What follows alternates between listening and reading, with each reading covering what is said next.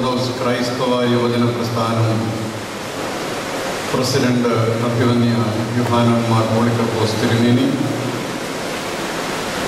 കേന്ദ്ര vice president ബഹുമാനപ്പെട്ട ചന്ദ്രതിലച്ചൻ, പ്രസ്ഥാനം ജനറൽ സെക്രട്ടറി ബഹുമാനപ്പെട്ട സ്റ്റീഫൻ അച്ഛൻ,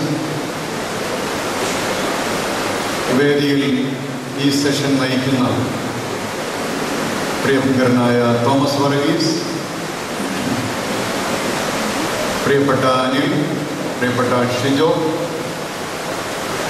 ഏറ്റവും ആദരണീയ വൈദിക സഹോദരങ്ങളെ, ഷമ്മാശന്മാരെ, ബഹുമാനപ്പെട്ട സിസ്റ്റേഴ്സ്, ഏറ്റവും പ്രിയപ്പെട്ട ഈ കോൺഫറൻസ് ഡെലിഗേറ്റ്സുകളായ സഹോദരീ സഹോദരന്മാരെ,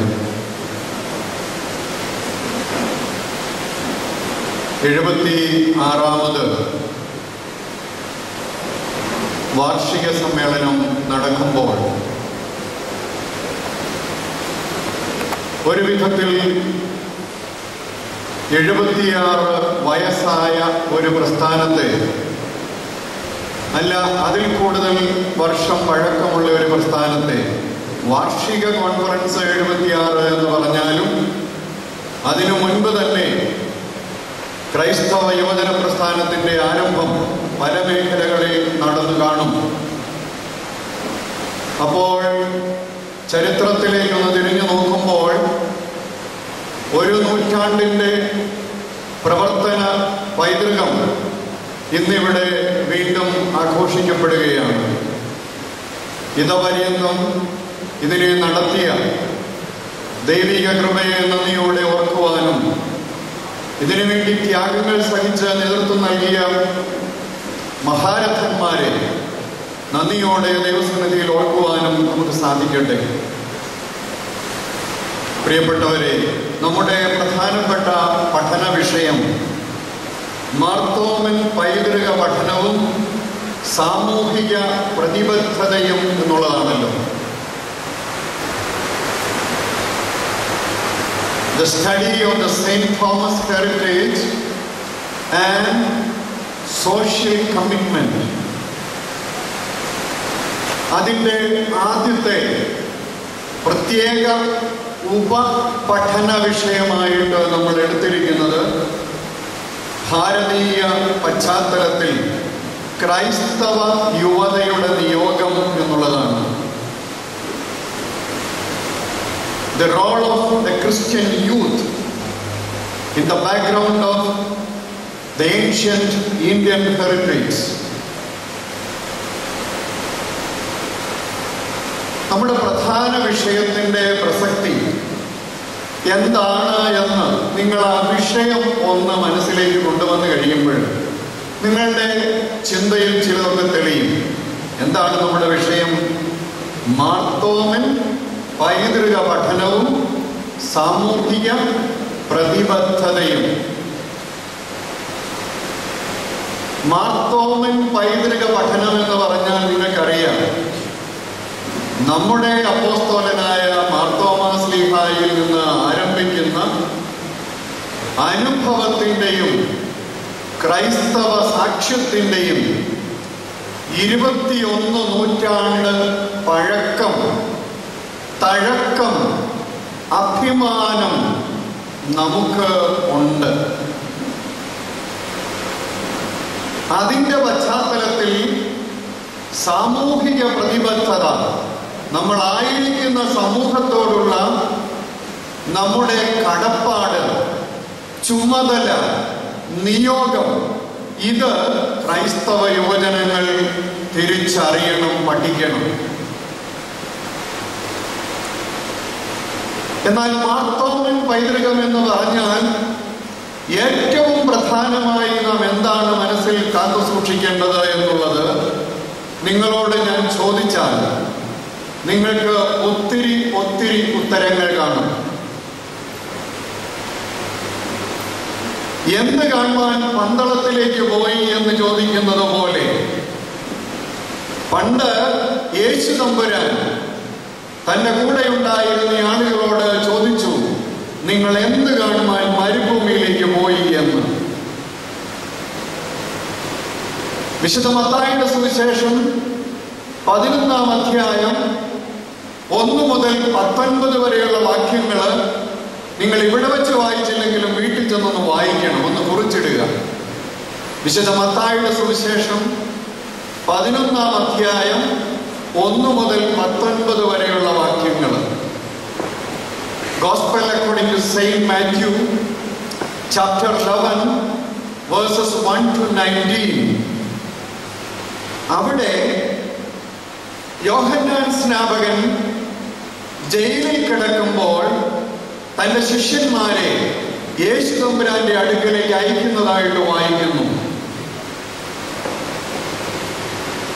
അവര് വന്ന് പറയുകയാണ്,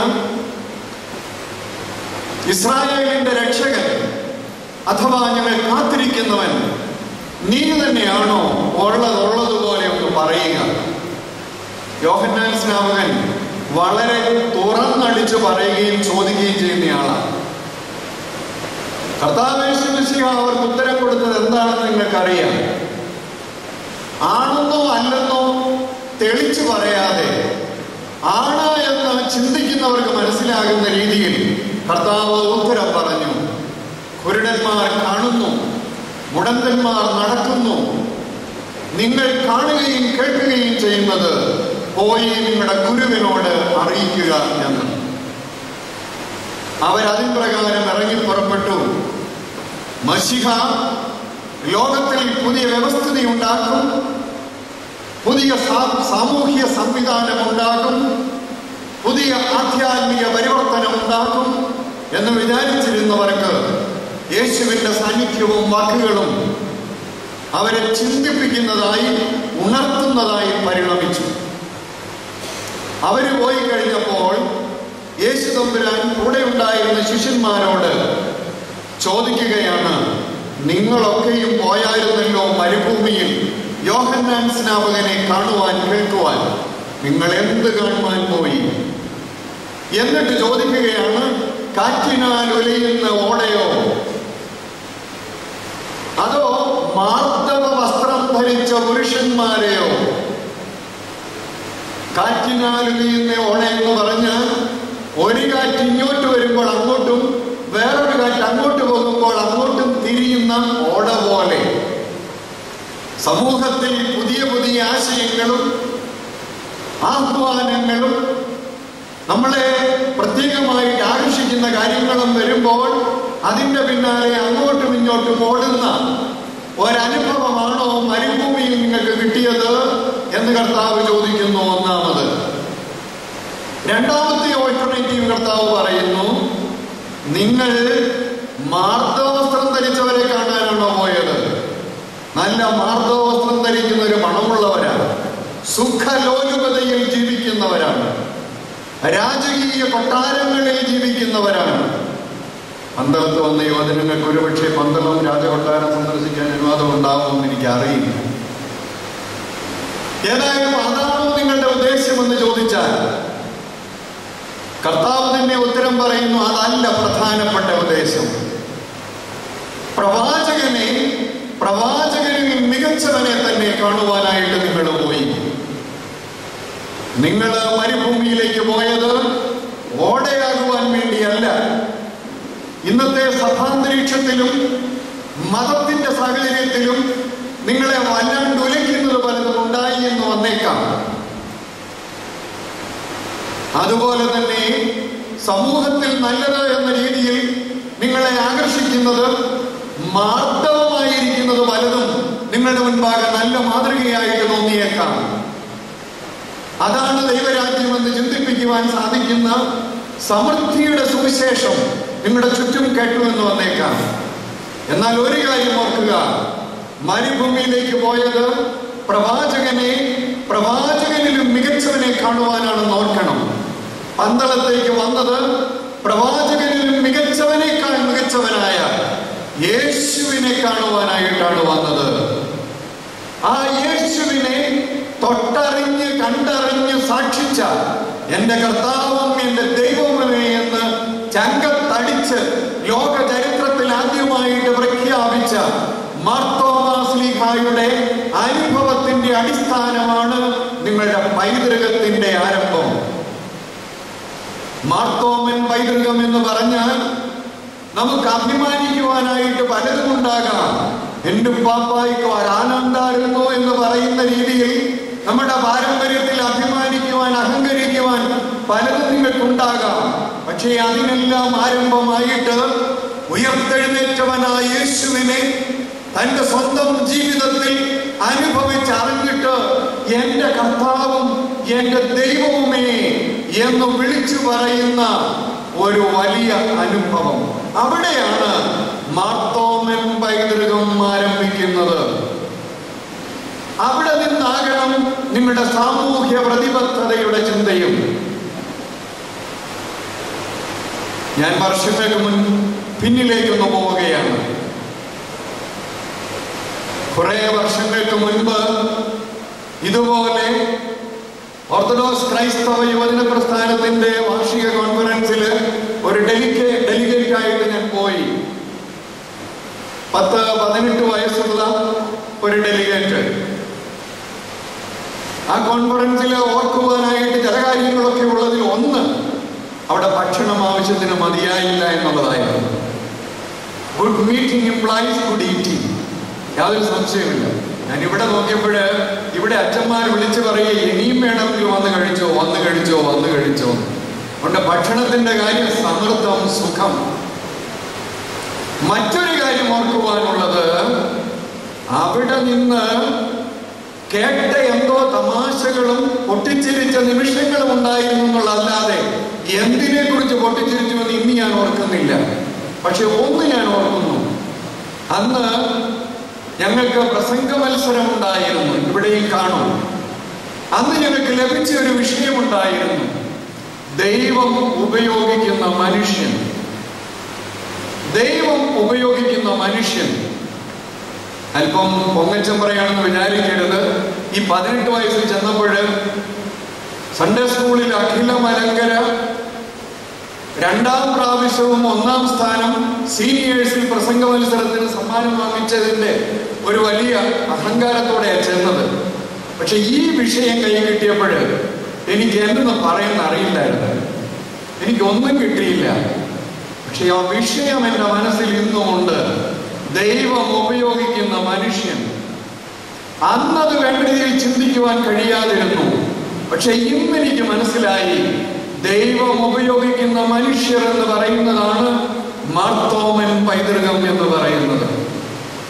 അതിന് ചേരുന്ന നേതൃത്വവും അതിന് ചേരുന്ന യുവജനങ്ങളും അവരെയാണ് നമുക്കിന്ന് വേണ്ടിയിരിക്കുന്നത്. വൈദിക സെമിനാരിയിൽ അല്പം ചുമതല വഹിക്കുന്നത് കൊണ്ട് ഈ അവധിക്കാലത്ത് എനിക്ക് വല്ലാത്തൊരു ഭാരമുണ്ട്. എന്താണെന്ന് നിങ്ങൾ ഒരുപക്ഷെ അറിയാമായിരിക്കും. വൈദിക സെമിനാരിയിലെ 4ാം വർഷക്കാര് 5ാം വർഷമാകുന്നതിന് മുൻപായിട്ട് പട്ടമേക്കുന്ന ഷമ്മാശന്മാരാകുന്ന ഒരു ഘട്ടമാണ് ഈ അവധിക്കാലം. ഇന്നും 3 പേര് തിരുവനന്തപുരത്ത് ഷമ്മാശന്മാരാവുകയാണ്. ഇവർക്ക് ഓരോ സ്ഥലത്ത് വെച്ച് ഇങ്ങനെ പട്ടം കൊടുത്തുകൊണ്ടിരിക്കുകയാണ്.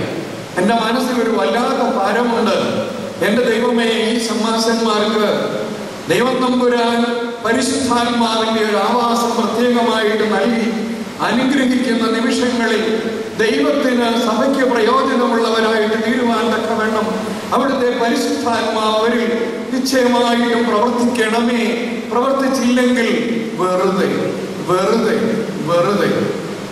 അതുകൊണ്ട് ഈ ഒരു ഭാരം സഭയെ കുറിച്ച്, നമുക്ക് നമ്മുടെ കൂട്ടുകാരെ കുറിച്ച്, അവനവനെ കുറിച്ച് ഒന്നുണ്ടായാൽ മാർത്തോമൻ പൈതൃകം ഇവിടെ ഇതാ ആരംഭിക്കുന്നു. ഈ വിഷയത്തിന്റെ പ്രസക്തിയെ കുറിച്ച് കൂടി ഒന്ന് പറയട്ടെ. ഇതുവരെ പറഞ്ഞു നോക്കുമ്പോൾ പ്രസക്തി അല്ലായിരിക്കും വെച്ചാൽ ഇതുവരെ പറഞ്ഞതൊരു മുഖവുര. മാർത്തോമൻ പൈതൃകവും സാമൂഹ്യ പ്രതിബദ്ധതയും എന്നുള്ളൊരു വിഷയം വരാനുള്ള ഒരു പ്രത്യേക കാരണമുണ്ട്. നമ്മളെ കുറിച്ച് എന്ന് പറഞ്ഞാൽ സുറിയാനി ക്രിസ്ത്യാനികളെ കുറിച്ച് പൊതുവിലൊരു വിമർശനമുണ്ട്. ഇവർക്ക് വലിയ അവകാശവാദങ്ങളൊക്കെ ഉണ്ട്. ഭാരതത്തിലെ പുരാതന സഭയാണ്, മാർത്തോമാശ്ലീഹായിൽ നിന്ന് വട്ടമേറ്റവരൊക്കെ ഞങ്ങൾക്കുണ്ട്, ബ്രാഹ്മണന്മാരുടെ പിൻഗാമികളാണ് ഞങ്ങളൊക്കെ, അതുകൊണ്ട് ഈ നാട്ടിലെ ഉപരിവർഗത്തിൽ ഞങ്ങൾ പെടുന്നുണ്ട്, ഞങ്ങൾക്ക് ഒത്തിരി അവകാശങ്ങൾ കിട്ടിയിട്ടുണ്ട് ഞങ്ങൾ വലിയ ആളുകളായിരുന്നു, ഇങ്ങനെയൊക്കെ. പക്ഷേ ഇവിടെയുള്ള മറ്റനേകം ആളുകൾ ചോദിക്കുന്നു, നിങ്ങൾ എന്ത് ഈ നാടിന് വേണ്ടി ചെയ്തു? നിങ്ങൾ എന്ത് കർത്താവിന് വേണ്ടി ചെയ്തു? മറ്റുള്ള ആളുകൾ ക്രിസ്തീയ വിശ്വാസത്തിലേക്ക്, സാക്ഷ്യത്തിലേക്ക്, മതപരിവർത്തനമല്ല, യഥാർത്ഥ സാക്ഷ്യത്തിലേക്ക് വരുവാൻ തക്കവണ്ണം നിങ്ങളുടെ സംഭാവന എന്താണ് എന്നുള്ള ചോദ്യത്തിന്, നിങ്ങളായിരുന്ന സമൂഹത്തിൽ നിങ്ങൾ പ്രസക്തിയുള്ളവരായിരുന്നോ എന്നുള്ള ചോദ്യത്തിന് നമ്മൾ ഇന്നെങ്കിലും ഉത്തരം പറയേണ്ടിയിരിക്കുന്നു. ഇന്നത്തെ സമൂഹത്തിന്റെ രാഷ്ട്രീയ സാമൂഹിക വേദികളിലൊക്കെ തിളങ്ങി നിൽക്കുന്ന ഒരാളാണ് SNDP യോഗത്തിന്റെ പ്രസിഡന്റായിരിക്കുന്ന വെള്ളാപ്പള്ളി നടേശൻ. നിങ്ങൾ ചോദിക്കുമായിരിക്കും, അച്ഛന് പറയാൻ പറ്റിയ ആള്, അദ്ദേഹം ഇന്ന് തിളങ്ങി നിൽക്കുന്ന ഒരാളാണ്. അദ്ദേഹം പറയുന്ന ചില കാര്യങ്ങളൊക്കെ ശ്രദ്ധിച്ചേ പറ്റൂ. ഞാൻ കൊരട്ടി സെമിനാരിയിൽ ഒരു പ്രസംഗം അടുത്ത കാലത്ത് നടത്തിയപ്പോൾ അവിടെ ഇതൊന്ന് പറയുകയുണ്ടായി. അദ്ദേഹം നമ്മുടെ സഭ അദ്ദേഹത്തെ ക്ഷണിച്ചൊരിടത്ത് വന്നു, കോട്ടയത്ത്. അത് വന്നത് നമ്മുടെ സഭാംഗങ്ങളായിട്ട് മുനിസിപ്പൽ തെരഞ്ഞെടുപ്പിലും മറ്റ് തെരഞ്ഞെടുപ്പുകളിലൊക്കെ വിജയിച്ചവരായ ആളുകളെ അനുമോദിക്കുന്ന സമ്മേളനത്തിൽ ആശംസ പറയാൻ വേണ്ടിയാണ്. അതിൻ്റെ ആമുഖമായിട്ട് നമ്മുടെ സഭയുടെ പാരമ്പര്യവും നമ്മുടെ സഭയുടെ പ്രശസ്തിയും ഒക്കെ പറയുകയുണ്ടായി ബന്ധപ്പെട്ട ആളുകൾ. ഇതെല്ലാം കേട്ടിട്ട് അദ്ദേഹം പ്രസംഗിക്കാൻ വന്നപ്പോൾ ഒരു കാര്യം പറഞ്ഞു, പ്രിയപ്പെട്ടവരെ, നിങ്ങളുടെ സഭ വലിയ സഭയാണെന്നും ഒത്തിരി ചരിത്രമുണ്ടെന്നും ഒത്തിരി ആഴമായിരിക്കുന്ന കാര്യങ്ങൾ നിങ്ങൾക്ക് അറിയാമെന്നും ഒക്കെ ശരിയാണ്. പക്ഷെ അതൊക്കെ പഴയ കാര്യം. ഇന്ന് നിങ്ങൾക്ക് എന്ത് പറയാനായിട്ടുണ്ട്?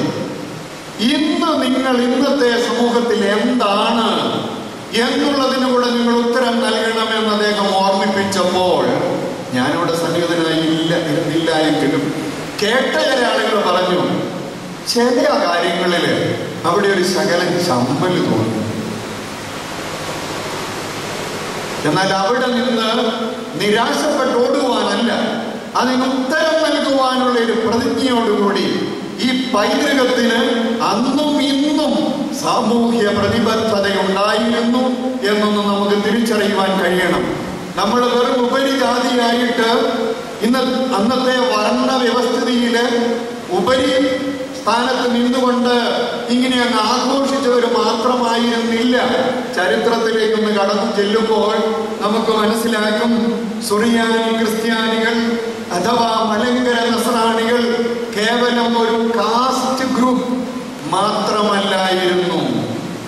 അന്ന് ബ്രാഹ്മണരിൽ നിന്ന് ക്രിസ്ത്യാനികളായി കുറെ ആളുകളായി എന്ന് പറയാമെങ്കിലും ഭൂരിപക്ഷം ആദിമ സുറിയാനി ക്രിസ്ത്യാനികള് യഹൂദ പാരമ്പര്യത്തിൽ നിന്ന് വന്നവരായിരുന്നു എന്നുള്ളതാണ് ഇന്ന് തെളിയുന്ന ചരിത്ര സത്യം. കാരണം 1-ാം നൂറ്റാണ്ടിൽ കേരളത്തിന്റെ തീരപ്രദേശങ്ങളിൽ കച്ചവടത്തിന് വേണ്ടി വന്ന് വർഷങ്ങളായിട്ട് തലമുറകളായിട്ട് സ്ഥിരവാസം ഉറപ്പിച്ചിരുന്ന ഒത്തിരി യഹൂദന്മാരുണ്ടായിരുന്നു. അവരെ സുറിയാനി സംസാരിക്കുന്നവര്, അരമായ സുറിയാനി സംസാരിക്കുന്നവരെന്ന് വിളിച്ചിരുന്നു. അങ്ങനെയുള്ള ആളുകളുടെ അടുക്കലേക്കാണ് ആദ്യം മാർത്തോമാ ശ്ലീഹ എന്ന സുവിശേഷം പറഞ്ഞത്. കാരണം ഭാഷ ഒന്നാണ്. മറ്റു സ്ഥലങ്ങളിലും ഇതുപോലെ തന്നെയായിരുന്നു. അപ്പോസ്തലന്മാര് ചെന്നിടത്ത് എവിടെയെല്ലാം യഹൂദന്മാരുണ്ടായിരുന്നു, അവരോടാണ് ആദ്യം സുവിശേഷം അറിയിച്ചത്. അങ്ങനെ ഇവിടെയും സുവിശേഷം അറിയിച്ചു. ഈ യഹൂദ ക്രിസ്ത്യാനികളെ നസറേത്തുകാരൻ, സുറാനി, നസർ സുറാനി എന്നുള്ള ചേർത്ത് വരുമ്പോഴാണ് നസ്രാണിയായത്. ഈ നസ്രാണി ഇവിടെ യഹൂദന്മാര് മാത്രമായിട്ട് പിൻതലമുറ നീങ്ങിയില്ല. അവരിവിടെയുള്ള ആളുകളുമായിട്ട് വിവാഹബന്ധത്തിൽ ഏർപ്പെട്ടിട്ടുണ്ട്, സങ്കരജാതിയായിട്ട് മാറിയിട്ടുണ്ട്. അങ്ങനെയുള്ളതായ ഒരു പൈതൃകം നമുക്കുണ്ട് എന്ന് പറയുന്നുകൊണ്ട് ആരും വിഷമിക്കേണ്ട. നമുക്ക് അന്നത്തെ സമൂഹത്തില്, അന്നത്തെ കേരളത്തിൽ, അല്ലെങ്കിൽ കേരളം എന്ന് പറയുന്ന സംസ്ഥാനമൊന്നുമില്ല, പാണ്ഡ്യ ആ ഒരു സമൂഹത്തില്, ഇവിടെ തമിഴ് കൂടുതൽ ഉപയോഗിച്ചുകൊണ്ടിരുന്ന ഒരു സമൂഹത്തില് അന്നത്തെ ദ്രാവിഡന്മാരിൽ ഉപരിവർഗം ആരായിരുന്നുവോ അവരിൽ ഒരു നല്ല ശതമാനം ക്രിസ്തീയ വിശ്വാസം സ്വീകരിച്ചു എന്നുള്ളത് ചരിത്രപരമായിട്ട് വിശ്വസിക്കുവാൻ പറ്റും.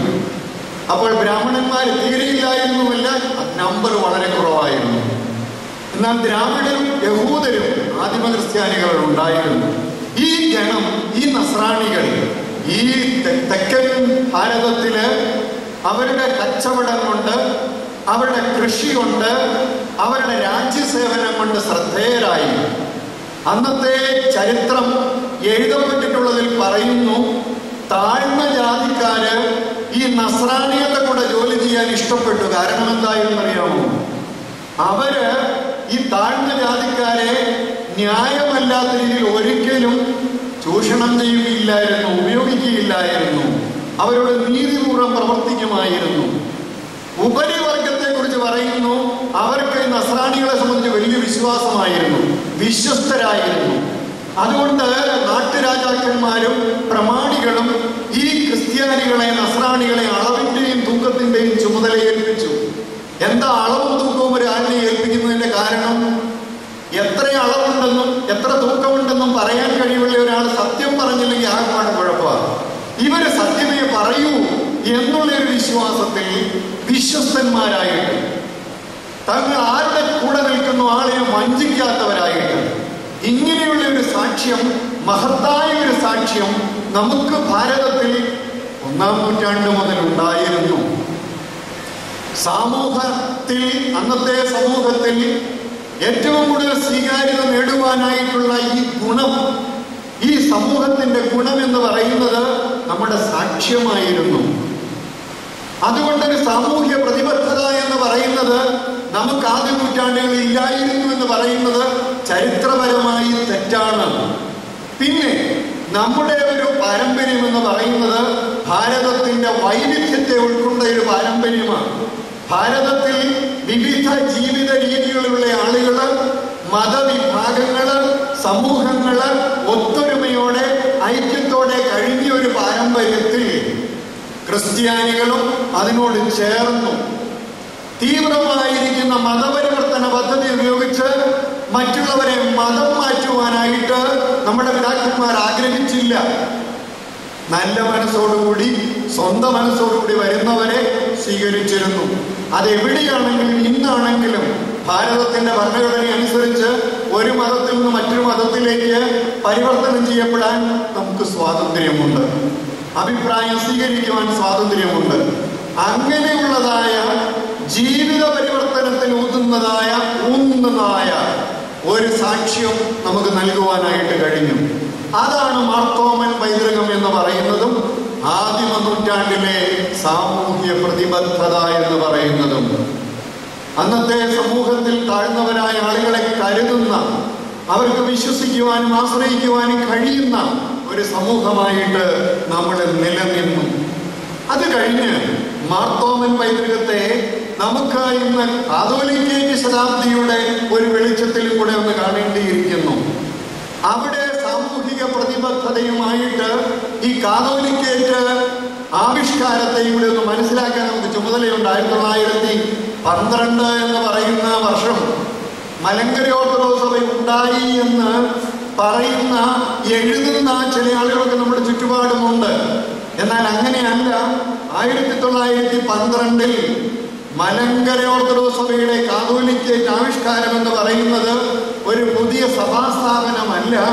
പിന്നെയോ കാതോലിക്കേറ്റ് എന്ന് പറയുന്നത് മാർത്തോമൻ പൈതൃകത്തിലുള്ള സഭയുടെ ഐക്യ പ്രഖ്യാപനമായിരുന്നു എന്ന് പറഞ്ഞാൽ കൂടെ മനസ്സിലാക്കണം. യുവജനങ്ങള് ഒരല്പം ശ്രദ്ധയോടെ ഇരിക്കണം. നിങ്ങൾക്കൊന്ന് പഠിക്കാനുള്ള അവസരം കിട്ടിയിരിക്കുന്നതല്ലേ. ഈ മാർത്തോമാസ്ലിഹായുടെ പൈതൃകം പേർഷ്യയിൽ ഉണ്ടായിരുന്നു. പേർഷ്യയിൽ മാർത്തോമാസ്ലിഹായിൽ ആരംഭിക്കുന്ന ഒരു ക്രൈസ്തവ സഭയുണ്ടായിരുന്നു. ആ സഭയിൽ ഉണ്ടായിരുന്ന സഭാ നേതൃത്വത്തിന്റെ 2 സ്ഥാനങ്ങൾ ചരിത്രപരമായിട്ട് ഓരോ പ്രത്യേക സാഹചര്യത്തിൽ ഉണ്ടായതാ, കാതോലിക്കേറ്റും അപ്രിയാനേറ്റും. പക്ഷെ അതിന്റെ പിന്നിൽ മാർത്തോമൻ പൈതൃകമാണ്. ഭാരതത്തിൽ മലങ്കരയുടെ മെത്രാപ്പോലിത്തായുടെ ആ ഒരു രീതിയിലാണ് ഭരണം നിർവഹിച്ചിരുന്നത്. പക്ഷെ ഇവിടെയും മാർത്തോമൻ പൈതൃകമാണ്. ചരിത്രത്തിൽ ആദ്യമായിട്ട് 1912 പേർഷ്യയിലെ മാർത്തോമൻ പൈതൃകവും ഇന്ത്യയിലെ മാർത്തോമൻ പൈതൃകവുമായിട്ട് ചേർത്ത് ഇന്ത്യയിൽ കാതോലിക്കേറ്റ് ആവിഷ്കരിച്ചുകൊണ്ട് മാർത്തോമൻ പൈതൃകത്തിന്റെ ഐക്യം പ്രഖ്യാപിച്ചത്. അതൊന്ന് മനസ്സിലാക്കുക. 2, കാതോലിക്കേറ്റ് ഭാരതത്തിലെ പുരാതന സഭയുടെ ഭരണവ്യവസ്ഥയിൽ ഒരു പുതിയ സംവിധാനം കൊണ്ടുവന്നു. ഭാരതത്തിലെ മാർത്തോമൻ പൈതൃകത്തിന്റെ ഭരണത്തിൽ അതുവരെ ഉണ്ടായിരുന്ന ഏകമെത്രാൻ ഭരിക്കുന്ന ഒരു വ്യവസ്ഥയിൽ നിന്ന് ഒരു സുന്നഹദോസിന്റെ അധ്യക്ഷനിൽ കൂടി ഇവിടെ ഒരു സഭ ഭരിക്കുന്നതായ ഒരു സംവിധാനത്തിലേക്ക് ആ അധ്യക്ഷന് കാതോലിക്കോസ് എന്ന് പേര് പറയുന്നതായ ഒരു അവസ്ഥ നമുക്ക് സംജാതമായി. അതും കൂടാതെ മാർത്തോമൻ പൈതൃകം എന്ന് പറയുന്നത് കാതോലിക്കേറ്റ് അഥവാ മലങ്കരയില് നേരത്തെ ഉണ്ടായിരുന്ന മെത്രാൻ സ്ഥാനത്തിന്റെ ആ ഒരു പൈതൃകം അതിന് ഇടക്കാലത്ത് വന്ന ഒരു മങ്ങല് എന്ന് പറഞ്ഞാൽ അന്ത്യോക്യൻ പാത്രികീസ് ഇവിടെ വന്ന് ഇവിടെ ഉണ്ടായിരുന്ന മെത്രാപ്പോലീത്തായെ ഭരിച്ച് ഇവിടെയുള്ള സഭയെ 7 ഭദ്രാസനങ്ങളായിട്ട് തിരിച്ച് അന്ത്യോക്യയുടെ കീഴിലുള്ള 7 ഭദ്രാസനങ്ങളാക്കി മാറ്റിയപ്പോൾ അതിൽ നിന്ന് തിരിഞ്ഞ് മലങ്കരയുടെ സഭ എന്ന് പറയുന്ന ആ ഒരു പഴയ അവസ്ഥയിലേക്ക് മാർത്തോമാശ്ലീഹായുടെ ശ്ലൈഹികവും പൗരോഹിത്യപരമായ പുരാതന അവസ്ഥയിലേക്ക് മലങ്കര സഭയെ അന്ത്യോക്യൻ അടിമത്തത്തിന്റെ അവസ്ഥയിൽ നിന്ന് മോചിപ്പിച്ചതിന്റെ പ്രഖ്യാപനമാണ് 1912 കാതോലിക്കേറ്റ് ആവിഷ്കാരം എന്ന് പറയുന്നത്. അതിൽ നിന്ന് നിങ്ങളൊരു കാര്യം മനസ്സിലാക്കണം.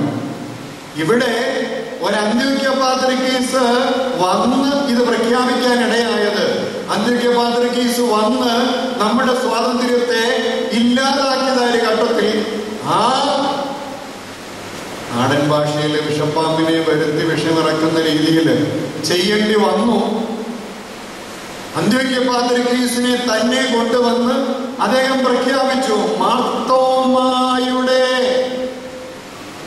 ഇന്ത്യൻ സഭയിലേക്ക് ഇവിടുത്തെ സഭയുടെ അധ്യക്ഷനും ഇവിടുത്തെ സഭയുടെ ഇടയനുമായിട്ട് നിയമിച്ചിരിക്കുന്നു എന്നുള്ള കൽപ്പന കൊടുത്തുകൊണ്ട് മാർത്തോമായുടെ പൈതൃകത്തിൽ മലങ്കരയുടെ പുരാതന സഭയിൽ ഇവിടെ അധ്യക്ഷനെയും ഇവിടെ സ്വതന്ത്രമായിട്ട് പ്രവർത്തിക്കുവാനുള്ള സംവിധാനത്തെയും ഏൽപ്പിച്ചതിന്റെ പ്രഖ്യാപനമാണ് 1912.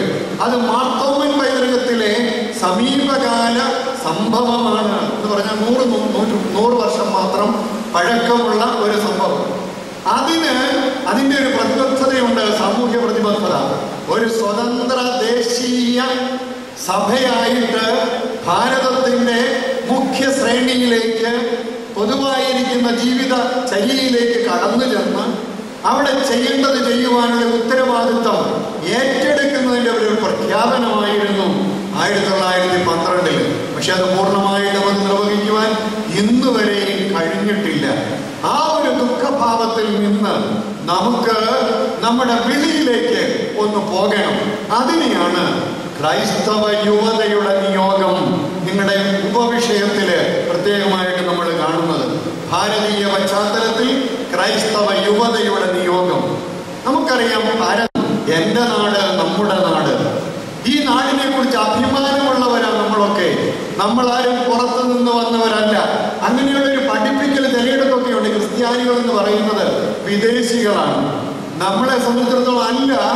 ഈ മണ്ണിൽ ജനിച്ചു വളർന്ന എന്തു തൊട്ടേ ചരിത്രാതീത കാലം മുതലേ ഈ നാട്ടുകാരായിരിക്കുന്ന ആളുകളാണ് നമ്മളൊക്കെ.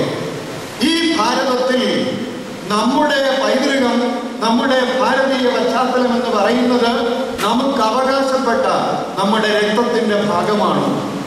ആ ഭാരതം നമുക്ക് നൽകുന്നതായ പ്രത്യേക അവസരങ്ങളും അഭിമാന വസ്തുതകളും എന്താണ് എന്ന് ക്രൈസ്തവ യുവതയൊന്ന് മനസ്സിലാക്കണം. ഭാരതം എന്നുള്ള പദത്തില് 3 അക്ഷരങ്ങൾ കാണുന്നതിനെ നമുക്ക് 3 രീതിയിലൊന്ന് കാണാം. ഭാവം, രാഗം, താളം. ഭാരത, ഭാവം, രാഗം, താളം. നമുക്ക് ആധ്യാത്മികതയുടെ സുദൃഢമായ അടിത്തറയുള്ള ഒരു ഭാവം ഭാരതത്തിനുണ്ട്. നമുക്ക് പ്രകൃതിയും മനുഷ്യനുമായിട്ട് ഇണങ്ങിച്ചേർന്നതായ ഒരു ജീവിത ഗാനത്തിന്റെ രാഗം നമ്മുടെ രക്തത്തിലുണ്ട്. മനുഷ്യബന്ധങ്ങളുടെ താളം ഗൗരവതരമായി എടുക്കുന്ന ഒരു താളാത്മകത നമ്മുടെ ജീവിതത്തിൽ ഭാരതത്തിൽ സ്വന്തമായിട്ടുണ്ട്. എന്നാൽ പഴമയുടെ ജീർണഭാവമായിട്ട് ഭാവവും ഭൗതികതയുടെ അതിരാഗമായിട്ട് രാഗവും വൈരുദ്ധ്യങ്ങളുടെ അവതാളമായിട്ട് താളവും ഇന്ന് പരിണമിച്ചു പോയിരിക്കുന്നു പൊതുവിൽ ഭാരതം മുഴുവനും. ഇവിടെയാണ് ഭാരതത്തിലെ യുവത ഭാരത സംസ്കാരത്തെ കുറിച്ച് നല്ലവണ്ണം ഒന്ന് ചിന്തിക്കേണ്ടത്. ആർണോൾഡ് ടോയിൻബി എന്ന് പറയുന്ന ചരിത്രകാരനെ കുറിച്ച്, ചരിത്രം പഠിച്ചിട്ടുള്ള ആളിനെ കുറിച്ച് നിങ്ങൾ ചിലർക്കൊക്കെ അറിയാം. വിൽ ഡുറാന്റ് എന്ന് പറയുന്ന ചരിത്രവും നാഗരികതകളെയും കുറിച്ച് പഠിച്ച ആളിനെ കുറിച്ച് നിങ്ങൾക്കറിയാമായിരിക്കും. ഇവരെഴുതിയ പുസ്തകങ്ങൾ ഇന്ന് ലഭ്യമാണ്. അവരുടെ പഠനത്തിന്റെ ഫലമായിട്ട് ഒരു കാര്യം പറയുന്നു: ലോക ചരിത്രത്തിൽ ഒത്തിരി നാഗരികതകൾ ഉണ്ടായി, വന്നു, പോയി. ദാ വന്നു, ദേ പോയി. അങ്ങനെയല്ലേ? ശകലം വ്യത്യാസം, അത്രയേ ഉള്ളൂ എന്റെ ഈ ഗ്രാസ്പയിൽ. അങ്ങനെയുള്ളതായ ഒരു സമൂഹത്തിൽ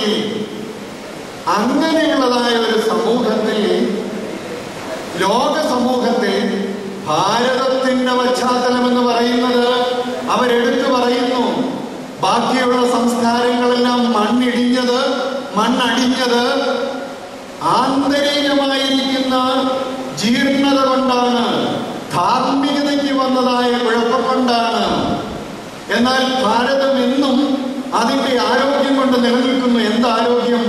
ധാർമ്മികതയുടെ അടിത്തറ, നല്ല മൊറാലിറ്റിയുടെ, നല്ല മനുഷ്യബന്ധങ്ങളുടെ, നല്ല കുടുംബ ബന്ധങ്ങളുടെ, ദൈവ മനുഷ്യ പ്രപഞ്ച ബന്ധത്തിന്റെ അടിസ്ഥാനത്തിൽ ഭാരതം ഇതുവരെയും തകരാതെയിരിക്കുന്നു. ഇത് നമ്മളൊന്ന് മനസ്സിലാക്കണം. അതുകൊണ്ടാണ് വള്ളത്തോളം പുരാണങ്ങൾ എന്ന് പറയുന്ന അദ്ദേഹത്തിന്റെ കൃതിയിൽ പാടിയത്: ഭാരതവർഷത്തിലെ പൂർവരാമൃഷീന്ദ്രന്മാർ പാരിനുള്ളടിക്കല്ലുവാണ്ടറിഞ്ഞവർ യോഗേയനിരതന്മാർ ഭോഗനിസ്പൃഹർ പരിത്യാഗീയദ്രവീണന്മാരവർദ്ധൻ വാസങ്ങളോ പൊട്ടപ്പുല്ലുകൾ കൊണ്ടും ശുഷ്കവസ്ത്രാവം കൊണ്ടും കെട്ടിമേഞ്ഞവയായ പാഴ്ക്കുടലുകളത്രേ. എങ്കിലും അവയിൽ നിന്ന് അങ്ങ് കെട്ടിയ മണിത്തങ്കങ്ങൾ, മഹാർഘങ്ങൾ മറ്റെങ്ങും അലഭ്യങ്ങൾ. ചെങ്കോല് ദൂരത്തിട്ട് യോഗ തന്നെടുക്കുന്നു, പൊൻകിരീടത്തെ ജടാചൂടമായി മാറ്റിയിടുന്നു. സ്വർഗവും തൃണപ്രായം നിങ്ങൾക്ക് ഈ ഭൂമിയിൽ മൃഗ്യമായുള്ളൂ, സ്വാതന്ത്ര്യം സാക്ഷാൽ മോക്ഷം.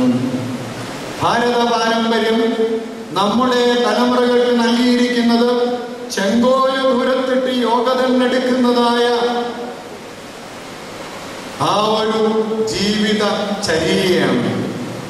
അധികാരത്തിന്റെ പിന്നാലെ നമുക്കറിയാം, ഇന്ന് അധികാരം സഭയ്ക്കുള്ളിലാണെങ്കിലും പുറത്താണെങ്കിലും അത് നേടിയെടുക്കാൻ എന്റെ അവകാശം നടന്നില്ലേ, അതിന്റെ പിന്നാലെ പോകുന്ന ഒരു വ്യവസ്ഥിതി ഇന്നായി കഴിഞ്ഞിരിക്കുന്നു. വോട്ട് പിടിക്കാൻ വേണ്ടി ആരെല്ലാം എവിടെയെല്ലാം എന്തെല്ലാം മേഖലകളിൽ പ്രവർത്തിക്കുന്നുണ്ട് എന്നുള്ളത് നമുക്കറിയാം. അത് സഭയ്ക്കുള്ളിലുമുണ്ട് എന്നുള്ളത് നമുക്കറിയാം. എന്നാൽ ഇതിനിടയിൽ ഈ നിസ്സംഗത ഭാവിച്ചുകൊണ്ട് തങ്ങളുടെ നിയോഗങ്ങളെ ഏറ്റെടുത്തതായ ആളുകളുടെ ഒരു ചരിത്രമാണ് ഔദ്യോഗിക ഭാരതത്തിന് ലോകത്തിന് നൽകുവാനായിട്ടുള്ളത്. ഈ ഒരു നിയോഗം നമ്മുടെ ഇന്നത്തെ തലമുറയിൽ പ്രസക്തമാണോ എന്നൊന്ന് ചിന്തിക്കുവാൻ നിങ്ങൾക്ക് ചുമതലയുണ്ട്. നിങ്ങൾ ഒരുപക്ഷെ ചിലരെങ്കിലും വായിച്ചിട്ടുള്ള ഒരു പുസ്തകമായിരിക്കും. എഡ്വേർഡ് ലൂസ് എന്ന് പറയുന്ന ഒരു പത്രപ്രവർത്തകൻ ഇന്ത്യയെ കുറിച്ച് എഴുതിയിരിക്കുന്ന ഒരു പുസ്തകം, in spite of the gods. India ദൈവങ്ങളുടെയും മതങ്ങളുടെയും നാടാണ് എന്ന് അദ്ദേഹം സമ്മതിക്കുന്നു. പണ്ടതിൽ ഒത്തിരി നല്ല കാര്യങ്ങൾ പറയാനുണ്ടായിരുന്നു. എന്നും അദ്ദേഹം പറയുന്നു. പക്ഷെ ഇതൊക്കെയാണെങ്കിലും ഇൻ സ്പൈറ്റ് ഓഫ് എന്ന് പറഞ്ഞിട്ട് പറയുകയാണ്, ഇന്നത്തെ ഭാരതം ഒട്ടുമുക്കാലും കാപട്യമാണ്, മണ്ടത്തരങ്ങളാണ്. ഇന്നത്തെ ഭാരതം അതിന്റെ അടിസ്ഥാനങ്ങളിൽ നിന്ന് മാറിപ്പോയിരിക്കുന്നു. തെളിയിച്ചു തരികയാണ് ഉദാഹരണങ്ങൾ കൊണ്ട്. ആ പുസ്തകം വായിക്കുന്ന ഒരാൾക്ക് നമ്മുടെ നാടിന് വന്നിരിക്കുന്ന വലിയ പരാജയത്തിന്റെ ചില അവസ്ഥകൾ ബോധ്യപ്പെടും. ഇന്നത്തെ ക്രൈസ്തവ യുവത ഇതിന്റെ രണ്ടിന്റെയും ഇടയിൽ നമുക്ക് അനുഗ്രഹകരമായ ഒരു അടിസ്ഥാനം, അഭിമാനിക്കുവാൻ ഒരു പാരമ്പര്യമുണ്ട് എന്ന് ഒരു വശത്ത് പറയുകയും നമ്മുടെ ഇന്നത്തെ ദുരവസ്ഥ ഇതാണ് എന്ന് മനസ്സിലാക്കുകയും ചെയ്തുകൊണ്ട് ഈ കാപട്യത്തിൽ നിന്ന് കരകയറുവാനുള്ള ഒരു അന്വേഷണം എനിക്കും നിങ്ങൾക്കും ഉണ്ടാകണം, നമ്മുടെ തലമുറയിൽ ഉണ്ടാകണം, നമ്മുടെ യുവജനങ്ങൾക്കുണ്ടാകണം. അതാണ് നമ്മുടെ സാമൂഹ്യ പ്രതിബദ്ധതയുടെ യഥാർത്ഥ അടിസ്ഥാനം. ഇന്നത്തെ രാഷ്ട്രീയക്കാർ കാണിക്കുന്ന, അവരെ കുറ്റം പറയുകയില്ല, അതിൽ ഒത്തിരി സാത്വികരായ ആളുകളുണ്ട്, അതിൽ ഒത്തിരി സമൂഹത്തിന് വേണ്ടി ജീവിക്കുന്ന ആളും. പക്ഷെ ഒട്ടുമുക്കാലും പൊതു പണമെടുത്ത് സ്വന്തം നിയോജക മണ്ഡലത്തെ മാത്രം വളർത്തിയെടുക്കുവാൻ, സ്വന്തം ആളുകൾക്ക് വേണ്ടി മാത്രം വിനിയോഗിക്കുവാനുള്ള ആ ഒരു സേവന മനോഭാവം ഇന്ന് പലയിടത്തും അങ്ങ് നിൽക്കുക. അതിന് സ്വാർത്ഥത എന്ന് പറയും. ഒരു ജനത്തിന്റെ മുഴുവൻ വിഭവങ്ങളെ എടുത്ത് അർഹതയുള്ളതിടത്തും ആവശ്യമുള്ളിടത്തും വിനിയോഗിക്കാതെ അടുത്ത വർഷത്തെ വോട്ടിന് വേണ്ടി വോട്ട് ബാങ്കുകളെ സൃഷ്ടിക്കുവാൻ വേണ്ടി ആ പണമെടുത്ത് ഉപയോഗിക്കുന്നതിന്റെ പിന്നിലെ കാപട്യം നമുക്ക് മനസ്സിലാക്കുവാൻ കഴിയണം. അതുകൊണ്ട് ക്രൈസ്തവ യുവത ഇന്നത്തെ രാഷ്ട്രീയ കളികളുടെ ഉള്ളുകളികളിലേക്കൊന്ന് കടന്നു ചെന്ന് സാധിക്കുമെങ്കിൽ ഒരുപടിയൊന്ന് ഉയർന്നു നിന്ന് ചിന്തിക്കുവാൻ കഴിയണം. അതുകൊണ്ട് ഒന്നാമത്തത് പൊളിറ്റിക്കൽ ചലഞ്ച്, രാഷ്ട്രീയമായിരിക്കുന്ന ഒരു വെല്ലുവിളി നാം ഏറ്റെടുക്കേണ്ടിയിരിക്കുന്നു. നിങ്ങൾക്കറിയാം, എവിടെ ഒരു കാര്യം ഒരു ഗവൺമെന്റ് ചെയ്താലും അവിടെ രാഷ്ട്രീയമായിട്ട് അതിനെ തെറ്റായിട്ട് ചിത്രീകരിക്കുന്ന ഒരു പ്രവണത മറുപക്ഷത്തിന്, പ്രതിപക്ഷത്തിനുണ്ട്. ഇന്ന് അതിൻ്റെ ഒരു ബാക്കി പത്രമാണ് ഇന്ന് ഉണ്ടായിരിക്കുന്നത്. വില ഡീസലിനാണെങ്കിലും പെട്രോളിനാണെങ്കിലും കൂടുമെന്നുള്ള കാര്യം നമുക്കറിയാം. ആര് ഭരിച്ചാലും കൂടുന്നൊരു വ്യവസ്ഥയിലായിരിക്കുന്നത്. പക്ഷേ ഇന്ന് രാഷ്ട്രീയക്കാരുടെ ചുമതല എന്താണെന്ന് ചോദിച്ചാൽ അവിടെ ഒരു പ്രതികരണം നടത്തുക. അതിനെ ഇന്നത്തെ സംഭവത്തെ കുറിച്ച് ഞാനൊന്നും പ്രതികരിക്കുന്നില്ല. പക്ഷെ മറ്റു പലയിടത്തും കാണുന്നത് ഒരു പാർട്ടി എന്തെങ്കിലും നന്മ ചെയ്താൽ അതിനെ നന്മയായിട്ട് കാണാൻ കഴിയാത്ത ഒരവസ്ഥ. അതുപോലെ തന്നെ രാഷ്ട്രീയമായിട്ട് പ്രതികാരം കാണിക്കുവാനായിട്ടുള്ള ശ്രദ്ധയുണ്ട്. സത്യത്തിന്, നീതിക്ക് വേണ്ടി നിലനിൽക്കുവാനുള്ള ശ്രദ്ധയില്ല. ടി.പി. ചന്ദ്രശേഖരൻ എന്ന് പറയുന്ന ഒരു വ്യക്തിയുടെ വധത്തെ തുടർന്ന് എന്ത് പെട്ടെന്നാണ് അതിൻ്റെ പ്രതികളെ പിടിക്കുവാനും അന്വേഷണവുമായിട്ട് മുന്നോട്ട് പോകുന്നത്. മലങ്കര സഭയ്ക്ക് വേണ്ടി ജീവിച്ച ഒരു വർഗീസ് മരിച്ചിട്ട് വർഷങ്ങൾ കഴിഞ്ഞിട്ടും ആരെയും കണ്ടെത്തുവാനായിട്ട് കഴിയാത്ത അവസ്ഥ. തിരുവനന്തപുരത്തേക്ക് ഒരു ഘട്ടത്തിൽ പോയ മലങ്കര സഭാംഗങ്ങളെ അന്ന് ഭരിക്കുന്ന ഭരണപക്ഷം ഇന്ന് ഭരിക്കുന്നവരല്ലായിരുന്നു, വഴിയിലിട്ട് ചതയ്ക്കുന്നത് ഞാൻ കണ്ടതാണ്. ഇന്ന് വേറൊരു പക്ഷം വന്നു, അവർക്കും അവരുടെ അജണ്ട. ഞാനൊന്ന് ചോദിക്കട്ടെ, യുവജനങ്ങൾക്ക് ഈ രാഷ്ട്രീയ തിരിമറികൾക്കൊന്ന് ഉയർന്നു നിന്നുകൊണ്ട് നിങ്ങൾ നമ്മുടെ സഭയ്ക്ക് വേണ്ടി ആരെങ്കിലും ചെയ്യാന്നുള്ളത് എടുക്കേണ്ട. നീതിക്ക് വേണ്ടി, സത്യത്തിന് വേണ്ടി, അതെവിടെയാണെങ്കിലും അതിൻ്റെ കൂടെ നിൽക്കുവാൻ, അതിനുവേണ്ടി തീരുമാനമെടുക്കുവാൻ ചങ്കൂറ്റമുള്ള നേതൃത്വത്തിലേക്ക് വരുവാനുള്ള ഒരു ചലഞ്ച്, പൊളിറ്റിക്കൽ ചലഞ്ച് നിങ്ങൾക്ക് ഏറ്റെടുക്കുവാൻ പറ്റില്ലേ? അതിനുവേണ്ടി മാത്രം വോട്ട് ചെയ്യുവാൻ, അതിനുവേണ്ടി നിലനിൽക്കുവാനുള്ള ഒരു ധാർമ്മിക അടിസ്ഥാനം നമുക്ക് ഉണ്ടാകേണ്ടതല്ലേ? ഒന്നാമത്തത് ഒരു പൊളിറ്റിക്കൽ ചലഞ്ച്, രണ്ടാമത്തത് നമുക്കൊരു സോഷ്യൽ ചലഞ്ച് ഉണ്ട്. നമ്മുടെ ഭാരതം വിവിധ ജനവിഭാഗങ്ങളുള്ള ഒരു രാജ്യമാണ്. ഇവിടെ ഒരു നല്ല വിഭാഗം ആര്യ പാരമ്പര്യമുള്ളവരാണെങ്കിൽ വേറെ അതിലും കൂടുതൽ പാരമ്പര്യം അനാര്യമായിരിക്കുന്ന ഒരു ജനവിഭാഗമാണ്. അവരും നല്ലൊരു ഗണത്തെ നൂറ്റാണ്ടുകളായിട്ട് ജീവിതത്തിന്റെ മുഖ്യ ശ്രേണിയിൽ നിന്ന് ദളിത വിഭാഗങ്ങളെയും ആദിവാസികളെയും അന്യവൽക്കരിച്ചുകൊണ്ട് മാറ്റി നിർത്തിക്കൊണ്ട് ഭരണവും ഭരണവിഭവങ്ങളും ഉപയോഗിക്കുന്നതായ ഒരു സത്യം നമ്മുടെ സമൂഹത്തിലുണ്ട്. അതാരും മറച്ചു വെച്ചിട്ട് കാര്യമില്ല. ഇവിടെ സമൂഹത്തിന്റെ വിഭവങ്ങൾ സമൂഹത്തിലെ എല്ലാ വിഭാഗം ആളുകൾക്കും വേണ്ടി ഉപയോഗിക്കുവാൻ സാധിക്കുന്ന ഒരു സാമൂഹ്യ ഘടനയ്ക്ക് വേണ്ടിയുള്ള ഒരന്വേഷണം നമ്മുടെ ചുമതലയാണ്. ആ അന്വേഷണത്തിന് കൂട്ടുനിൽക്കുമ്പോൾ ദളിത വിഭാഗങ്ങൾ എന്ന് പറയുന്നത് നമ്മുടെ സ്വന്തമായിട്ട് മാറണം. അതുപോലെ തന്നെ ആദിവാസികൾ എന്ന് പറയുന്നവർക്ക് സ്വന്തം ഭൂമിയായിട്ട് കരുതിയിരുന്നത് സുപ്രഭാതത്തിൽ സ്വന്തമല്ലാതായി മാറിയ ഒത്തിരി ഒത്തിരി കുടുംബങ്ങൾ കേരളത്തിൽ തന്നെ ഉണ്ട്. എന്താണ് അതിന്റെ പിന്നിൽ? ചില കളികളും മാത്രം. ഈ സാമൂഹ്യ വ്യവസ്ഥിതിയിൽ നിലനിൽക്കേണ്ട സാമൂഹ്യ നീതി, അതിനുവേണ്ടി വാദിക്കുവാൻ, നിലനിൽക്കുവാൻ നമുക്ക് സാധിക്കണം. മൂന്നാമത് സ്പിരിച്വൽ ചലഞ്ച്, ആധ്യാത്മികമായ ഒരു വെല്ലുവിളി. പ്രിയമുള്ളവരെ, ഇതിലേക്കാണ് നിങ്ങളുടെ പ്രധാനപ്പെട്ട ശ്രദ്ധ എനിക്ക് ക്ഷണിക്കുവാനായിട്ടുള്ളത്. ജീവിതം എന്ന് പറയുന്നത് ഇവിടെ ഒടുങ്ങുവാനുള്ളതായിരുന്നുവെങ്കിൽ മതത്തിന്റെ ആവശ്യമില്ലായിരുന്നു. ഭാരതത്തിൽ ഇന്ന് ഈ ഭാരതത്തിലുണ്ടായ 4 മതങ്ങളുണ്ട്. ഏതൊക്കെയാണെന്ന് ഇവിടെ ഇരിക്കുന്ന യുവജനങ്ങൾക്ക് അറിയാം. ഹിന്ദുമതം, ജൈനമതം, ബുദ്ധമതം, സിഖ് മതം. ഈ ഭാരതത്തിൽ പുറത്തുനിന്ന് കടന്നു വന്ന, ആശയപരമായിട്ട് കടന്നു വന്ന, അനുഭവപരമായിട്ട് കടന്നു വന്ന വേറെ 4 മതങ്ങൾ കൂടെ ഉണ്ട്. പാഴ്സി മതം, യഹൂദമതം, ക്രൈസ്തവ ധർമ്മം, ഇസ്ലാം മതം. ഈ 8 എണ്ണമെങ്കിലും ഈ ഭാരതത്തിൽ ഇന്ന് ഈ ഭാരതത്തിന്റെ മുഖ്യധാരയില് മുന്നോട്ട് പോയിക്കൊണ്ടിരിക്കുക. അംഗസംഖ്യയിൽ കുറവും കൂടുതലും ഉണ്ടായി എന്ന് വന്നേക്കാം. ഇത് ഈ വൈവിധ്യങ്ങളുള്ള ആധ്യാത്മികതയിൽ പക്ഷെ ഒരു കാര്യം സത്യമായിരിക്കുന്നു. എന്താണെന്നറിയാമോ? നമ്മുടെ ആധ്യാത്മികത, ഭാരതത്തിന്റെ ആധ്യാത്മികത, അതിനോട് ചേർന്ന് ക്രൈസ്തവ ആധ്യാത്മികത എന്ന് പറയുന്നത് ദൈവത്തെ സർവത്തിന്റെയും അടിസ്ഥാനമായിട്ടും ദൈവത്തിനുള്ളതായ, ഈശ്വരൻ ഈ പ്രപഞ്ചത്തോടുള്ളതായ ലക്ഷ്യം പ്രധാനമായിട്ടും കാണുന്ന ഒരു ജീവിത സമീപനം നമുക്കുണ്ട്.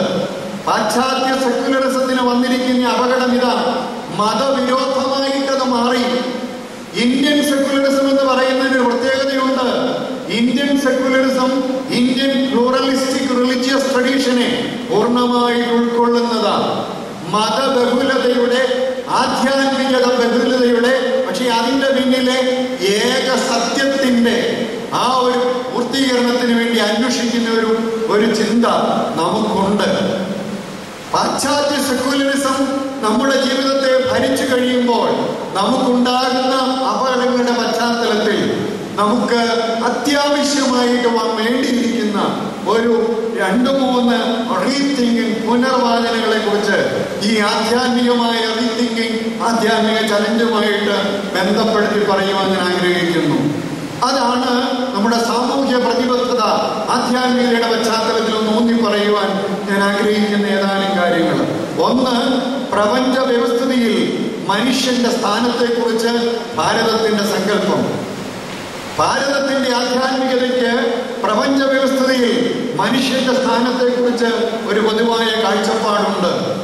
ഇന്ന് പാശ്ചാത്യ ഗവേഷണങ്ങളുടെ ഫലമായിട്ട്, പ്രത്യേകിച്ച് DNA ഘടനകളെ കേന്ദ്രീകരിച്ചുള്ള ഹ്യൂമൻ ജിനോം പഠനങ്ങളുടെയും പരിസ്ഥിതി ആധാരമാക്കിയുള്ള ജൈവ സന്തുലന ചർച്ചകളുടെയും അടിസ്ഥാനത്തിൽ ഈ ചോദ്യം കൂടുതൽ പ്രസക്തമാകുന്നുണ്ട്. ഏത് ചോദ്യം? ഇന്നത്തെ പ്രപഞ്ച വ്യവസ്ഥിതിയിൽ മനുഷ്യന്റെ സ്ഥാനത്തെ സംബന്ധിച്ച്. സൃഷ്ടാവിന്റെ സ്വരൂപത്തിലും സാദൃശ്യത്തിലും രൂപപ്പെടുത്തപ്പെട്ടതാണ് മനുഷ്യൻ. അത് എല്ലാ മതവിഭാഗങ്ങൾക്കും ഒരു തരത്തിൽ അല്ലെങ്കിൽ മറ്റു വിധത്തിൽ അതിനോട് ചേർന്ന് പോകുവാനേ ഭാരതത്തിൽ കഴിയുന്നുള്ളൂ. ഈശാസ്യമിദം സർവം യത്കിഞ്ച ജഗത്യാം ജഗത് തേന തെക്തേന പുഞ്ചിതഃ മാകൃതകസ്യ സിദ്ധനം എന്ന് ഈശാവാസ്യ ഉപനിഷത്ത് പറയുമ്പോഴും ദൈവം തമ്പുരാൻ എല്ലാറ്റിനും പ്രാണവായു ശ്വാസം ഊതി ഇതിന് ജീവൻ നൽകി എന്ന് ബൈബിള് പറയുമ്പോഴും ഇസ്ലാമിൽ അല്ലാഹു ഈ പ്രപഞ്ചത്തെ ആരംഭിച്ചു എന്ന് പറയുമ്പോഴുമെല്ലാം ഈ സൃഷ്ടാവിൽ നിന്നുള്ളതായ ആരംഭം വ്യക്തമാണ്. മനുഷ്യന് ഇതിനിടയിൽ നിർണായകമായ ഒരു സ്ഥാനമുണ്ട് എന്ന് ഭാരതത്തിൽ നാം പ്രഖ്യാപിക്കണം. നമുക്ക് ഇവിടെ പാരസ്പരികതയുടെ ഒരു പരസ്പരം ഉത്തരവാദിത്വമുള്ള, ഈ പ്രപഞ്ചത്തെക്കുറിച്ച് ഉത്തരവാദിത്വമുള്ള, പ്രപഞ്ചത്തെക്കുറിച്ച് മനുഷ്യന് ചുമതലയുള്ള ഒരു പരിസ്ഥിതി ബോധത്തിലേക്ക് വരുവാനായിട്ട് കഴിയണം. അതില്ലാതെ പോകുന്നതായ ഒരു സെക്യുലറിസവും ഒരു ജീവിത വ്യവസ്ഥിതിയും ഇന്ന് നമുക്കറിയാം നമ്മുടെ ചുറ്റുപാടുമായിക്കൊണ്ടിരിക്കുന്നു. വേസ്റ്റ് മാനേജ്മെന്റ്, നമ്മുടെ കൃഷിയോടുള്ള സമീപനം, നമ്മുടെ മറ്റ് വിഭവങ്ങളോടുള്ളതായ സമീപനം, ഇവിടെയൊക്കെ ഒരു ക്രൈസ്തവമായിരിക്കുന്ന, അല്ല ഭാരതത്തിലെ മതങ്ങൾക്ക് പൊതുവായിരിക്കുന്ന ഒരാധ്യാത്മിക സമീപനം ആവശ്യമായിരിക്കുന്നു. വേസ്റ്റ് വഴിയരികിൽ തള്ളാനുള്ള പ്രഭാത സവാരി സ്വന്തം കുടുംബത്തിൽ സ്വയം വേസ്റ്റാകുന്ന പണിയെന്ന് ഒരിടത്ത് എഴുതി കണ്ടു. വീട് വൃത്തിയാക്കിയതെല്ലാം വഴിയിലേക്ക് ഒഴുക്കുന്നവരെ വഴി തന്നെ നിങ്ങളെ ഒഴുക്കിയെന്ന് വന്നേക്കാമെന്ന് ഒരു റെസിഡൻസ് അസോസിയേഷൻ എഴുതിയിരിക്കുന്നത് കണ്ടു. ഒരു തുണ്ട് ഭൂമിയിൽ ഒരു നുള്ളു പണിതാൽ ഒരു തണ്ട് പച്ചപ്പിൽ പല നുള്ളു തിന്നാമെന്നുള്ള ഒരു എഴുത്ത് മറ്റൊരു റെസിഡൻസ് അസോസിയേഷൻ എഴുതിയിരിക്കുന്നത് കണ്ടു. രാഷ്ട്രീയത്തിന് അതീതമായിട്ട് ആധ്യാത്മികമായ ഒരു പരിസ്ഥിതി സമീപനത്തിൽ ഈ പ്രപഞ്ചത്തെ ഗൗരവതരമായിട്ട് എടുക്കുവാനുള്ള ഒരു ചുമതല ക്രൈസ്തവ യുവജനങ്ങൾക്കുണ്ട്. രണ്ടാമത്, മനുഷ്യവംശ വ്യവസ്ഥിതിയിൽ കുടുംബത്തിന്റെ സ്ഥാനം നമ്മുടെ ആധ്യാത്മികത നമുക്ക് നൽകുന്ന ഇന്നത്തെ ഒരു വലിയ ഉത്തരവാദിത്വമാണ്. സ്ത്രീ പുരുഷ ബന്ധത്തിൽ കൂടി മനുഷ്യവംശം തുടരുന്നു എന്നത് വസ്തുതയെ അംഗീകരിക്കുമെങ്കിലും അതിന് വിവാഹവും കുടുംബവും അനിവാര്യമല്ലെന്ന നിലപാടിലേക്ക് ഇന്ന് പലരും വന്നുകൊണ്ടിരിക്കുന്നു. വിവാഹവും കുടുംബവും ഭാരവും ബാധ്യതയും പ്രത്യേകിച്ച് സ്ത്രീകളുടെ വ്യക്തി സ്വാതന്ത്ര്യത്തിന് വെല്ലുവിളിയുമാണെന്ന് പ്രസംഗിക്കുന്ന ചില വനിതാ വിമോചന വക്താക്കളും ഇന്നുണ്ട്. നിശ്ചിതകാല ഉപാധികളോടെ ഒന്നിച്ച് താമസിക്കുവാൻ ഇഷ്ടപ്പെടുന്ന ALT ജീവിത രീതിയും, agree to live together, single parent സംവിധാനവും, സ്വവർഗ വിവാഹവും, ലേറ്റ് മാരേജ് പ്രസ്ഥാനവും ഒക്കെ പാശ്ചാത്യ ലോകത്ത് നിന്ന് ഭാരതത്തിലേക്ക് ആധ്യാത്മികതയുടെ അടിത്തറയുള്ള നമ്മുടെ നാട്ടിലേക്ക് വന്നുകൊണ്ടിരിക്കുന്നു. ഇവിടെ നമുക്ക് കുടുംബത്തിന്റെ പ്രാധാന്യവും കുടുംബ വ്യവസ്ഥിതിയുടേതായ മൗലികമായിരിക്കുന്ന സ്ഥാനവും നമുക്കൊന്ന് തിരിച്ചറിയേണ്ടിയിരിക്കുന്നു. അപ്പൻ, അമ്മ, സഹോദരങ്ങൾ, ഭാര്യ, ഭർത്താവ്, ഈ ബന്ധങ്ങളുടെ പവിത്രത സൂക്ഷിക്കുന്ന ഭാരതത്തിൽ ഇന്നത് നഷ്ടപ്പെട്ടു പോകുന്ന ഒരു അവസ്ഥയിലേക്ക് നാം വന്നുകൊണ്ടിരിക്കുന്നു. നമ്മുടെ യുവജനങ്ങൾ ജോലിക്കും മറ്റു കാര്യങ്ങൾക്കുമായിട്ട് പലയിടത്തും പോകുമ്പോൾ അവരെ സ്വാധീനിക്കുന്ന ചില ചിന്താഗതികൾ, ചില ജീവിത രീതികൾ ഇങ്ങനെയുള്ളതാണ്. ക്രൈസ്തവ യുവതയുടെ നിയോഗം സാമൂഹ്യ പ്രതിബദ്ധതയുടെ ഭാഗമായിട്ട് ഈ കുടുംബത്തിന്റെ പവിത്രതയെ കാത്തുസൂക്ഷിക്കുവാനുള്ള ഒരു വലിയ ഉത്തരവാദിത്തമായിട്ട് മാറണം. അടുത്തതായിട്ട് എനിക്ക് സൂചിപ്പിക്കുവാനുള്ളത് ബഹുത്വാത്മകമായ ഒരു പശ്ചാത്തലത്തിൽ ക്രൈസ്തവ നിയോഗത്തെ കുറിച്ചാണ്. നമുക്ക് ബഹുത്വാത്മകത എന്ന് പറയുന്നത് സുപരിചിതമാണ്. ഭാരതത്തിൽ മാത്രമല്ല, ലോകത്തിൽ മുഴുവനും ഇന്ന് നല്ലവണ്ണം എല്ലാവർക്കും മനസ്സിലായിക്കൊണ്ടിരിക്കുന്നു. മാർഷൽ മക്ലൂഹന്റെ ഭാഷയിൽ നാം ഒരു ഗോളഗ്രാമമായി മാറിയപ്പോൾ വൈവിധ്യാത്മികത ആഗോളതലത്തിൽ മനുഷ്യനെ ബാധിച്ചു. അതോടൊപ്പം ഈ വൈവിധ്യത്തെ ക്രിയാത്മകമായി ഉൾക്കൊള്ളാൻ മനസ്സ് മടിക്കുന്നതിന്റെ ലക്ഷണങ്ങളും അതിന്റെ വിലപേശലിൽ ഇന്ത്യയിലും വിദേശങ്ങളിലുമൊക്കെ പുതിയ ശവപ്പറമ്പുകൾ മതത്തിന്റെ തമ്മിലുള്ളതായ സംഘർഷത്തിന്റെ പേരിൽ ഉണ്ടായിക്കൊണ്ടിരിക്കുന്നു. മതമൗലികവാദവും ഭീകരവാദവും നമുക്ക് ചുറ്റും ഇന്ന് യാഥാർത്ഥ്യമാണ്. ഒന്നും അറിയാത്ത കുഞ്ഞുങ്ങളെ 18 വയസ്സായവരെ റിക്രൂട്ട് ചെയ്തു പോയി അവരുടെ വീട്ടിലേക്ക് ഭീമമായ തുക കൊടുക്കാമെന്ന് പറഞ്ഞുകൊണ്ട് എന്തു ചെയ്യുന്നെന്ന് അറിയാത്ത രീതിയിൽ അവരെ ബ്രെയിൻ വാഷ് ചെയ്യിപ്പിച്ചിട്ട് അവരെ ഭീകര പ്രസ്ഥാനത്തിന്റെ വക്താക്കളായിട്ട്, ചാവേറുകളായിട്ട് മാറ്റുന്നൊരു പ്രവണത നമ്മുടെ നാട്ടിൽ വളർന്നുകൊണ്ടിരിക്കുന്നു. പ്രിയമുള്ളവരെ, സഭയിൽ ഇത് വളർന്നു വരരുത്. നമുക്ക് ശത്രുക്കൾ ഉണ്ടാകാം, നമ്മളെ മനസ്സിലാക്കാത്തവരുണ്ടാകാം. പക്ഷെ നമ്മുടെ ചുമതല ചാവേറുകളെ വാർത്തെടുക്കുകയല്ല, അതിൻ്റെ കൂടെ നിൽക്കുവാൻ നമ്മളെ ദൈവം തമ്പുരാൻ നമ്മുടെ പൈതൃകം അനുവദിക്കുകയില്ല. നമുക്ക് മറ്റൊരു പാത കണ്ടെത്തേണ്ടിയിരിക്കുന്നു. ആ പാതയ്ക്ക് വേണ്ടിയുള്ള സഹനത്തോടുകൂടിയുള്ള അന്വേഷണത്തിലേക്കാണ് നമ്മുടെ ഈ കൂടിവരവ് നമ്മെ പൈതൃകത്തിന്റെ അടിസ്ഥാനത്തിൽ കൊണ്ടുവരേണ്ടത്. വളരെ വേഗമാണ് ഫയർ ഈസ് ഈസി. അതിന് ബലിയാടുകളാകുന്നത് പാവങ്ങളാണ്, പാവപ്പെട്ട അമ്മമാരാണ്, പാവപ്പെട്ട സ്ത്രീകളാണ്, പാവപ്പെട്ട കുഞ്ഞുങ്ങളാണ്. നമുക്ക് അവിടെ നിന്നൊരു മാറ്റം, നമുക്ക് ശരിയായി ബഹുത്വാത്മകതയെ ഉൾക്കൊള്ളുവാൻ സാധിക്കണം. അത് സഭാ ജീവിതത്തിലും ബഹുത്വാത്മകതയെ ഉൾക്കൊള്ളുവാനായിട്ടുള്ള ഒരു വീക്ഷണത്തിലേക്ക് നമ്മൾ വരണം. ഇതിന്റെ സാധ്യതകൾ എന്താണ് എന്ന് ഇന്നത്തെ സഭാന്തരീക്ഷത്തിൽ നമ്മൾ ഗൗരവതരമായിട്ട് ചിന്തിക്കേണ്ടിയിരിക്കുന്നു. ഞാൻ എൻ്റെ വാക്കുകൾ അവസാനിപ്പിക്കുകയാണ്. നിങ്ങൾക്ക് കൃത്യമായിട്ട് എന്ത് പഠിക്കുവാൻ കിട്ടിയെന്ന് ചോദിച്ചാൽ എനിക്ക് അധികമൊന്നും പറയാൻ പറ്റില്ല. പക്ഷേ ഓസ്താത്യോസ് തിരുമേനിയെ നിങ്ങൾ ഓർക്കുന്നുണ്ടായിരിക്കും. ഓസ്താത്യോസ് തിരുമേനി കയറിയിരുന്ന സ്റ്റേജുകളിൽ ഒന്നോ രണ്ടോ വാചകങ്ങൾ പറഞ്ഞാൽ അതിന് ഹൃദയങ്ങളിലേക്ക് ജീവിതങ്ങളെ രൂപാന്തരപ്പെടുത്തുന്ന ഒരു ശക്തി ഉണ്ടായിരുന്നു. ദൈവഹിതം ആ പിതാവ് എന്ന് പറഞ്ഞ ഒരു വാക്യമുണ്ട്. If there is a share in God, there should be a share in humanity. ആ തിരുമേനി പറഞ്ഞ മറ്റൊരു കാര്യമുണ്ട്. It is sin. എന്ത് sin? പാപം. The sin of being rich in a poor world. ദരിദ്രമായ ലോകത്തിൽ ധനവാന്മാരായിട്ടിരിക്കുന്നത് പാപമാണ്. ആ തിരുമേനി പറഞ്ഞ മറ്റൊരു കാര്യമുണ്ട്. The rich have no conscience and the poor are not conscious. പണമുള്ളവർക്ക് മനസാക്ഷിയില്ലാതെ വന്നിരിക്കുന്നു, പാവങ്ങൾക്ക് അവരായിരിക്കുന്ന അവസ്ഥയെക്കുറിച്ചുള്ള ബോധവുമില്ലാതെ വന്നിരിക്കുന്നു. ഇതിനിടയിൽ നമ്മുടെ ബഹുത്വാത്മകതയുടെ ഉള്ളിൽ നിന്നുകൊണ്ട് ഒന്നിച്ചു നിന്ന് സമൂഹത്തിന് വല്ലതും ചെയ്യുവാൻ കഴിയുമോ എന്ന് ചിന്തിക്കേണ്ട സമയമായിരിക്കുന്നു. നമ്മുടെ ഭിന്നതയെ മുതലെടുത്തുകൊണ്ട് എന്നും പലതായിട്ട് ചിത്രിപ്പിക്കുവാനായിട്ടുള്ള താല്പര്യം നമുക്ക് ചുറ്റുമുള്ള പലർക്കുമുണ്ട്. ആ താല്പര്യത്തെ അംഗീകരിച്ചു കൊടുക്കാതെ അതിനുള്ളിൽ ബഹുത്വാത്മകത ഉൾക്കൊണ്ടുകൊണ്ടുള്ളതായ ഒരു ഐക്യ സമീപനത്തിലേക്ക് വരുവാൻ നമുക്ക് ഒരു ദർശനമുണ്ടാകണം. അത് ഭാരതത്തിലെ ബഹുത്വാത്മകത നമുക്ക് നൽകുന്ന പൈതൃകത്തിന്റെ സംഭാവനയാണ്. അത് സ്വീകരിച്ചുകൊണ്ട് ഇത്രയും കാലം നമ്മളെ തമ്മിൽ അടുപ്പിച്ച് തലതല്ലി കീറിച്ചുകൊണ്ട് മുതലെടുത്ത ആളുകൾക്ക് ഒന്നിച്ചു നിൽക്കുമ്പോൾ അവർക്ക് നൽകുവാൻ കഴിയുന്ന ഒരു സംഭാവന, അവർക്ക് നൽകുവാൻ കഴിയുന്ന ഒരു സന്ദേശം, അതിനെക്കുറിച്ച് നമ്മൾ ചിന്തിക്കാൻ സമയമായിട്ടുണ്ട്. അതിലേക്ക് നമ്മുടെ ചിന്തയൊന്ന് ഉണരണം.